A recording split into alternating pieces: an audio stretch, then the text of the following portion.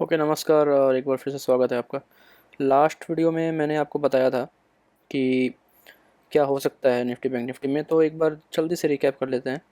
देखिए, मैंने आपको क्लियरली बोला था कि अगर ये एरिया जो है रेजिस्टेंस का काम करेगा, लेकिन अगर 25,000 के ऊपर निकल के सस्टेन करता है तो एक मोमेंट आएगा जो इसको 200 तक ले जाना चाहिए। क्लियरली बोला था मैंने। अगर आपको लगता है आप लास्ट वीडियो देखिए, 2 दिन से कंटिन्यू 25,000 के ऊपर सस्टेन कर रहा है तो एक ब्रेकआउट आना था।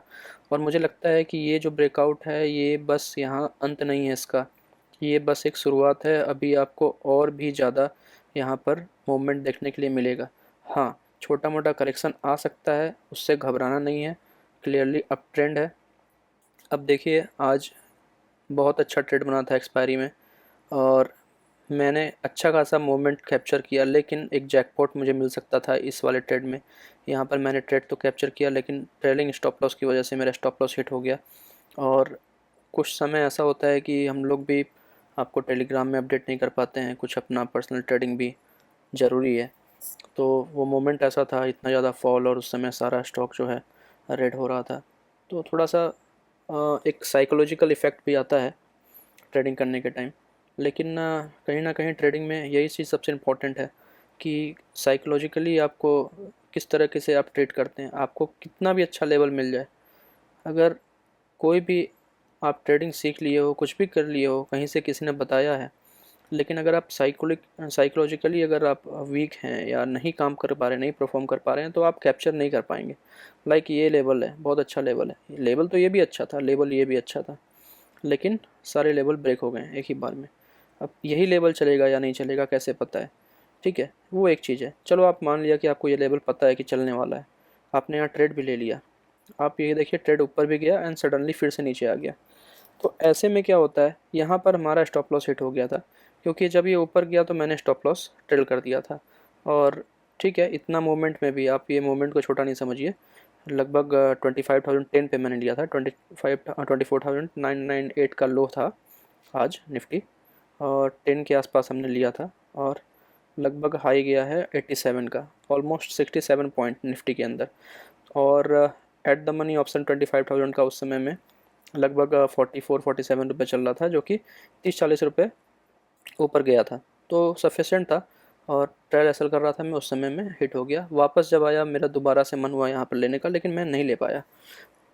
और ये सबके साथ होता है, आप हर एक मोमेंट कैप्चर नहीं कर सकते हैं, क्योंकि ये अनप्रडिक्टेबल है। अभी चार्ट बन चुका है, जब ये चार्ट नहीं बना था तो ये प्रेडिक्ट कर पाना कि यहाँ से ऊपर जाएगा या नहीं जाएगा। और सबसे बड़ी बात, एक्सपायरी का दिन है, आपका प्रीमियम पूरा जीरो होने का डर होता है।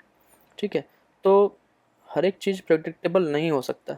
हाँ, लेकिन अब नेक्स्ट क्या है, जिस तरीके से क्लोजिंग आया है, आपको प्रिपेयर रहना है। नेक्स्ट अभी एक भी छोटा मोटा करेक्शन अगर आया तो वापस से अपसाइड मूवमेंट देगा, लेकिन कहाँ से?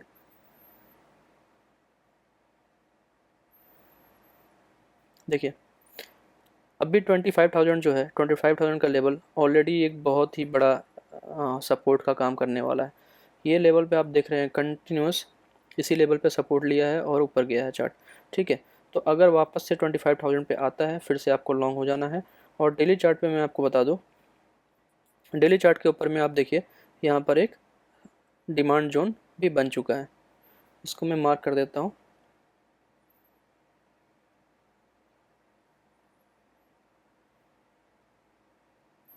ठीक है, बहुत अच्छा डिमांड जोन बन चुका है। तो इसका अपर लेवल है 25,043। तो 43 तक तो नहीं जाना, हम लोग और नीचे ही लेंगे। अगर एंट्री मिलता है नीचे लेवल पे तो 25,000 के आसपास ही एंट्री लेंगे। और स्टॉप लॉस बहुत छोटा सा रहेगा, 24,950 का। ठीक है, अगर ये लेवल निकल भी जाता है ना, इन केस ब्रेक भी हो गया, तो पैनिक नहीं करना है। आपको स्टॉप लॉस लेना है और चुपचाप निकल जाना है, लॉस बुक करना है, कोई प्रॉब्लम नहीं है। ठीक है, वापस ये लेवल पे अगर मिलता है 24,850 पे, वापस से लॉन्ग हो जाइए आप। तो ये दो लेवल जो है बहुत अच्छा है। अब हो सकता है, क्योंकि आज एक्सपायरी था, तो कल का मूवमेंट थोड़ा अनएक्सपेक्टेड होता है, मतलब कुछ भी हो जाता है मूवमेंट, क्योंकि कल नए कॉन्ट्रैक्ट्स बनेंगे। हो सकता है कि बहुत तेज़ी से ऊपर चला जाए या एकदम से नीचे आ जाए। थोड़ा सा नया कॉन्ट्रैक्ट जब बनता है तो कुछ भी कह पाना मुश्किल होता है। और इस मंथ का लास्ट ट्रेडिंग सेशन भी होगा कल, तो इस बात का ध्यान रखिएगा, इस लेवल पे बाय करना है। फॉर इसको मैं छोटा ही कर देता हूँ, कंफ्यूजन ना हो किसी को। ओके, इस लेवल के आसपास बाय करना है 25,020 के आसपास, और नीचे अगर आता है तो 24,950 के आसपास आप स्टॉप लॉस, यानी 60 पॉइंट का आपका स्टॉप लॉस होगा। और जाहिर सी बात है, जब भी आप एंट्री ले रहे हैं आपका टारगेट 1:2 का होना चाहिए। रिस्क अगर 60 पॉइंट है तो टारगेट आपका 120 पॉइंट होगा। ठीक है, तो यहाँ से 120 पॉइंट आपका सीधा सीधा 140 के आसपास आ जाएगा, जहाँ पर अभी करंट मार्केट प्राइस है। ओके, तो ये हो गया। अगर इनकेस नीचे आता है तो वापस ये एरिया में हम लोग को लॉन्ग करना है, और सबसे अच्छा होता है लॉन्ग करने के लिए थोड़ा छोटा टाइम फ्रेम पे आप एंट्री पॉइंट देख लीजिए। जैसे मेरे लिए बेस्ट एंट्री पॉइंट होगा 24,835 पे। ठीक है, यहाँ पर मैं एक स्ट्रेट लाइन रख देता हूँ। ओके, ये पहले का जो एरिया था जो मैंने मार्क किया हुआ था एज इट इज़ है, क्योंकि अगर इसके भी नीचे आया तो ये सपोर्ट एरिया भी काम करेगा। अब आप बहुत लोग पूछते हैं कि पुट का कॉल क्यों नहीं देते। देखिए, सिनेरियो जब चेंज होगा तब पुट का कॉल देंगे। मैंने बैंक निफ्टी में पुट का कॉल दिया हुआ था, आप लोग शायद पिछला वीडियो देखे होंगे तो आपको पता होगा। ठीक है, तो करंट सिचुएशन के हिसाब से मैंने जो लेवल बताया निफ्टी में, आप उसको ध्यान रखिएगा। अभी बात करते हैं बैंक निफ्टी का। बैंक निफ्टी का जिस तरह का मूवमेंट एक्सपेक्टेड था उस तरह का मूवमेंट अभी तक नहीं आया है। ठीक है, बैंक निफ्टी में मैं एक्सपेक्ट कर रहा हूँ कि एक बहुत बड़ा मूवमेंट पेंडिंग है, और ये जो लास्ट टाइम मैंने प्रोडिक्शन किया था ये सब हटा देता हूँ मैं, ये पहले का है और एज इट इज़ जैसा मैंने बोला था वैसा हो रहा है। तो अगर आपने वीडियो देखा है तो आपको सब कुछ पता है। ये लास्ट में पुट का कॉल मैंने दिया था, मैंने वीडियो में ही बताया था कि यहाँ जब भी एंट्री मिलता है आप एंट्री लीजिए और आराम से देखिए। जिस दिन एंट्री मिला, एंट्री मिलते ही इतना बड़ा टारगेट आया था। अब एंट्री में कितना था, 50,700 के आसपास एंट्री था, और आप डे लो देखेंगे तो 50,230-40 जो भी है। कितना बड़ा फॉल हुआ है उससे कोई मतलब नहीं है, बात सिर्फ इतनी सी है कि आपका रिस्क कितना है और आपको रिवार्ड कितना मिला हुआ है। तो यहाँ पर आप देखेंगे एंट्री लेना था 50,720 पे, और स्टॉप लॉस था आपका 50,850, 130 पॉइंट, और आपको कैप्चर कितना करना था उसके अगेंस्ट में 260 पॉइंट। ओके, तो इजीली 260 पॉइंट कैप्चर हो गया है। बस इतना ही मैटर करता है, आपको बॉटम या टॉप नहीं पकड़ना है, आपको अपने सेटअप के ऊपर काम करना है। मैंने यहाँ पर सेटअप बनाया है कि यहाँ पर अगर आएगा तो मैं सेल करूँगा, तो मैं सेल करूँगा, वो स्टॉप लॉस हो या फिर मेरा टारगेट आए, उससे कोई फर्क नहीं पड़ता है। मुझे अपने सेटअप के ऊपर में ट्रेड लेना है, दैट्स इट। क्या होगा नहीं होगा वो मुझे नहीं पता है।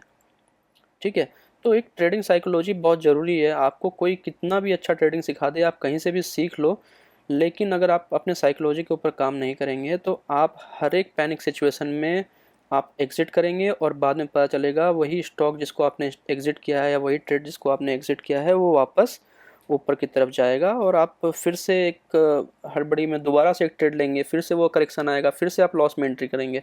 मतलब मार्केट कभी भी सिंगल डायरेक्शन तो नहीं चलता है ना, वो जिगजैग फॉर्म में चलता है। तो इस बात को ध्यान रखिए, साइकोलॉजी के ऊपर बहुत ज़्यादा काम करना पड़ेगा। सिर्फ और सिर्फ ट्रेडिंग टेक्निकल एनालिसिस या फंडामेंटल एनालिसिस से कुछ नहीं होने वाला, ये चीज़ हम लोग को ध्यान रखना है। ओके, बैंक निफ्टी में अब क्या, बैंक निफ्टी में जो छोटे टाइम फ्रेम पे हर्डल था मैं आपको एक बार दिखाता हूँ। यहाँ पर मैंने आज ग्रुप में भी डाला था कि 350 से लेके 400 के बीच में एक रेजिस्टेंस है, और आप देखेंगे मैंने यहाँ पर ट्रेड नहीं लिया था, हालांकि ट्रेड लेना चाहिए था। मैंने थोड़ा सा लेट कर दिया देखने में जब एंट्री हुआ इस एरिया में, क्योंकि ऑलरेडी नीचे आ चुका था, तो मैंने ट्रेड नहीं लिया। कभी भी इस तरह का जब सेटअप होता है, क्यों ट्रेड नहीं लिया, ऐसा नहीं कि मुझे बिलीव नहीं था अपने ट्रेड पे, लेकिन मेरा रिस्क रिवार्ड बढ़ जाता। अब आप एक बात समझिए कि अगर मैं एक यहाँ पर आपको मार्क करता हूँ। ठीक है, शॉर्ट पोजीशन लेना था, ये मार्किंग है, यहाँ से हमारा शॉर्ट पोजीशन था और यहाँ तक का हमारा स्टॉप लॉस था। ओके, तो आप देखेंगे लगभग 51,350 के आसपास में एंट्री था, और स्टॉप लॉस बन रहा था 51,340 का, लगभग 60 पॉइंट का या 70 पॉइंट पकड़िए, 70 पॉइंट का स्टॉप लॉस। ठीक है, तो टारगेट कितना होगा 140 पॉइंट। अब 140 पॉइंट टारगेट, ये इसको मैं ले आता हूँ नीचे, ये आपका 170 हो गया, सॉरी 140 आपका यहाँ तक है। ओके, तो ये होता है आपका 1:2। अब आप देखेंगे जब एंट्री मिला है, ये वाला कैंडल, ये वाला एंट्री मिला है, एंट्री मिलते ही तुरंत टारगेट पे हो गया है। अब ये चीज़ कहना बहुत आसान है क्योंकि यहाँ पर चार्ट बन चुका है और सबको दिख रहा है कि टारगेट हो गया है। मैं बोलता हूँ कि अगर टारगेट ना भी होता क्या फ़र्क पड़ता है, आपको तो ये पता है ना कि आपको एग्जिट कहाँ करना है। इधर दोनों साइड आपको पता है, ऊपर जाएगा तो यहाँ पर एग्जिट करना है, नीचे जाएगा तो यहाँ पर एग्जिट करना है, ये दोनों चीज़ आपको पता है। तो या स्टॉप लॉस होगा या टारगेट होगा। लेकिन प्रॉब्लम कब होता है ना, जब आपको पता ही नहीं कि आपको एग्जिट कहाँ करना है। ठीक है, तो ये इस तरह से ट्रेडिंग काम करता है। और ऐसा नहीं कि हम लोग पुट नहीं लेते हैं या पुट नहीं देते हैं, समय समय पर पुट का चांसेस बनता है, लेकिन अभी मार्केट अप ट्रेंड है तो ज़्यादा अपॉर्चुनिटी अप साइड का ट्रेड को मिलता है। तो ये जस्ट ट्रेडिंग साइकोलॉजी की बात थी, इसलिए मैंने आपको बताया। अब हम लोग बात करते हैं बैंक निफ्टी की क्या हो सकता है। देखिए, ये रेजिस्टेंस एरिया था जो ऑलरेडी टेस्ट हो गया। अब छोटे टाइम फ्रेम पे 25 मिनट पे आप देखेंगे एक छोटा छोटा रेजिस्टेंस बन गया है। ठीक है, लेकिन वो क्या है, वो रिएक्शन है पिछले सप्लाई जोन का, इस एरिया का रिएक्शन है। जैसे यहाँ पर एक टॉप बना हुआ है, तो ये थोड़ा बहुत इफेक्ट आएगा इसमें। जब ये ऊपर जाएगा तो हल्का सा 10-20-50 पॉइंट थोड़ा नीचे आएगा, रिट्रेसमेंट लेगा, वापस ऊपर जाएगा। ठीक है, तो ये एरिया एक रेजिस्टेंस का काम करेगा, लेकिन इस पर हम लोग को एग्जिट नहीं करना है। ओके, हम लोग कहाँ तक लेके जाएंगे अभी मार्केट को, डेली टाइम फ्रेम पे आते हैं। सॉरी, मुझे एक चीज़ और दिखाना था आप लोग को। जो लास्ट हम लोगों ने बात किया था, ये वाला एरिया, जी हाँ, ये वाला एरिया जो हमने बात किया था। ठीक है, ये एक रेजिस्टेंस है जो कि अभी भी फ्रेश है, यहाँ पर प्राइस एक बार भी नहीं आया है। 45 मिनट पे आपको दिख रहा होगा। अगर हम लोग कंबाइन कर लें, ऊपर का एक ये एरिया भी है 600 का, हालांकि ये बहुत ज़्यादा इफेक्ट नहीं डालेगा, लेकिन फिर भी अगर मार्केट सिचुएशन के ऊपर भी डिपेंड करता है। तो जैसा होगा हम लोग अपना ट्रेडिंग स्टॉप लॉस करते जाएंगे। ठीक है, फिलहाल अब हमारे पास जो नेक्स्ट रेजिस्टेंस है वो 51,500। देखिए क्यों इंपॉर्टेंट है ये, एक तो राउंड नंबर है, राउंड नंबर के साथ साथ एक रेजिस्टेंस का यहाँ पर आप देख रहे हैं स्ट्रक्चर बना हुआ है। और ये रेजिस्टेंस क्यों इंपॉर्टेंट है, क्योंकि इसके बाद ही गैप डाउन हुआ था मार्केट में। ठीक है, कितना बड़ा गैप डाउन हुआ था, अब देखिए लगभग 51,300 से सीधा मार्केट ओपन हुआ था 50,500 पे। ऑलमोस्ट 700-800 पॉइंट का गैप डाउन हुआ था। उसका स्टार्टिंग कहाँ से हुआ था फॉल का, इस एरिया से। तो ये इंपॉर्टेंट रेजिस्टेंस है, इसको जब भी टच करेगा तो आपको एक बार ट्रेड तो लेना ही है पुट में। ठीक है, थोड़ा सा ऊपर रखेंगे स्टॉप लॉस, 150 पॉइंट का स्टॉप लॉस है, तो टारगेट हमारा 300 पॉइंट का इजली इसमें आना चाहिए। ओके, तो 300 पॉइंट जब आएगा वापस ये 51,200 पे आ जाएगा। और आप डेली के टाइम फ्रेम पे देखेंगे तो आज एक बेस कैंडल बना हुआ है। ठीक है, तो बेस कैंडल पे वापस से हम लोग को एक एंट्री मिल जाएगा लॉन्ग होने के लिए। तो इस तरीके से साइकोलॉजी काम करता है। अगर थोड़ा सा लंबे ड्यूरेशन के लिए हम लोग सोचेंगे क्या हो सकता है, तो ये छोटा छोटा रेजिस्टेंस कुछ नहीं कर पाएगा, एक करेक्शन आएगा, छोटा छोटा प्रॉफिट बुकिंग आएगा, वापस से लॉन्ग होना है। अब फाइनल टारगेट क्या है, देखिए कुछ भी रोकने के लिए नहीं है बैंक निफ्टी को। बैंक निफ्टी में बहुत स्ट्रॉन्ग कैंडल बनना चाहिए। फिर से मैं बोल रहा हूँ, कंफ्यूज नहीं होना है। ये सारे जो रेजिस्टेंस है इसमें जाने के बाद करेक्शन तो आएगा, थोड़ा नीचे आएगा, वापस ऊपर जाना है। अल्टीमेटली बैंक निफ्टी मुझे लगता है कि 52,000 बहुत ही जल्दी तोड़ने वाला है, एंड 52,000 तोड़ने के बाद भी रुकने वाला नहीं है। ऑल टाइम हाई 53,000 या उसके ऊपर भी जाने का चांसेस रहेगा करंट मार्केट सिचुएशन के हिसाब से। हाँ, इन केस हम अगर नीचे गिरता है बैंक निफ्टी तो क्या करना है, वापस थोड़ा छोटे टाइम फ्रेम पे आते हैं। ओके, यहाँ पर आप देख रहे हैं बहुत अच्छा एक सपोर्ट एरिया है, इसको मैं मार्क कर देता हूँ। इन केस अगर नीचे आया, क्योंकि कल क्या होगा, ऊपर जाएगा नीचे जाएगा, गैप डाउन होगा, किसी को नहीं पता है। तो हर तरीके से आप प्रिपेयर रहिए, माइंडसेट अपना बना करके, कि कुछ भी हो सकता है मार्केट के अंदर। तो ये एक एरिया है जहाँ पर आते ही आपको लॉन्ग हो जाना है। और ये एरिया है लगभग 50,480 का, यहाँ से लॉन्ग होना है। स्टॉप लॉस 200 पॉइंट का है, 50,344। ठीक है, 150 पॉइंट का लगभग स्टॉप लॉस है। तो यहाँ पर आपको स्टॉप लॉस रखना है। आप 1:2 यहाँ से ईजिली पकड़ सकते हैं। और 1:2 तो नॉर्मल टारगेट है, मतलब 1:2 तो जाना ही जाना है। ओके, उसके बाद और आगे कैसे जाना है, वो ट्रेलिंग स्टॉप लॉस, आपको स्टॉप लॉस धीरे धीरे धीरे धीरे आगे बढ़ाते जाना है बड़े पॉइंट को कैप्चर करने के लिए। तो आई होप आपको सब कुछ समझ में आया होगा मैंने क्या बोला है।